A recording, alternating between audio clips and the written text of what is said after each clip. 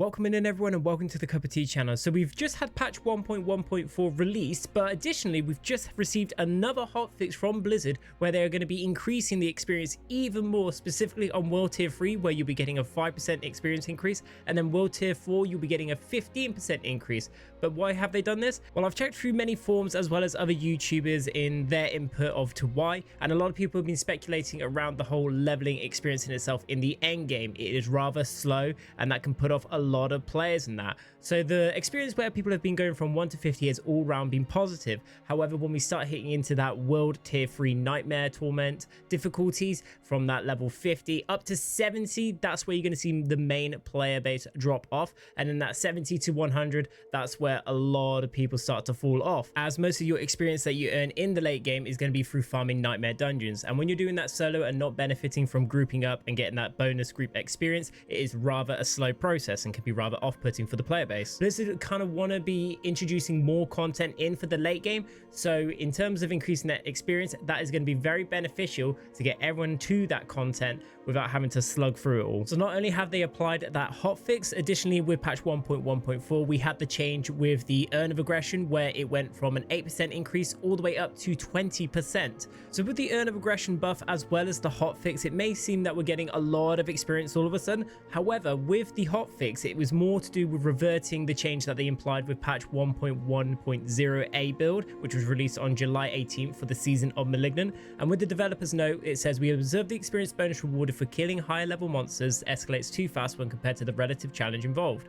We still want to reward players for taking on this challenge by encouraging them to participate in power leveling together instead of one player killing enemies while the other member of their party waits at the dungeon's entrance." And just below the developer's note, in the preseason, if the enemy was 1 level higher, you would receive 15% increased experience, 2 levels higher 20%, and 3 and above it was 25% increase. And then in the postseason of Malignant, which was just before the hotfix that's just been implemented in, it was a 1.5% bonus experience per level up to 10 levels. So for example, level 1 it was 1.5, level 2 it doubled up to 3, and then at the level 10 cap it was up to 15. So if you're looking in the preseason, it was essentially 1 level above, so it was a massive nerf. So they, with the hotfix, they've completely reverted that back essentially. So how does this overall affect the whole leveling experience? So level 1 to 50, that isn't really going to change much, as the 5% increase from World Tier 3, you're not going to be doing that until you do your capstone dungeon, which is that mid-game level. And then of course the World Tier 4, the 15%, that is much later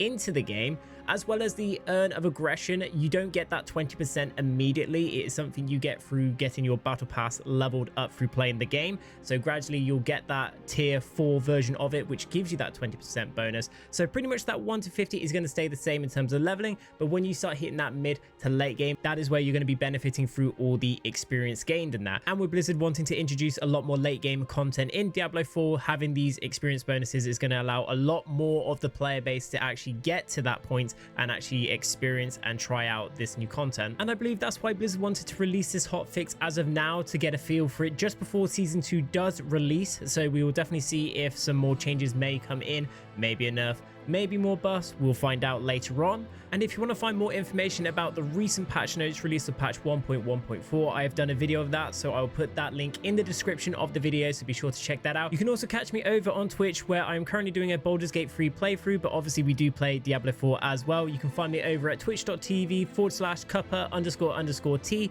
Until then, don't forget to like, comment, subscribe to the video, and I'll see you in the next one.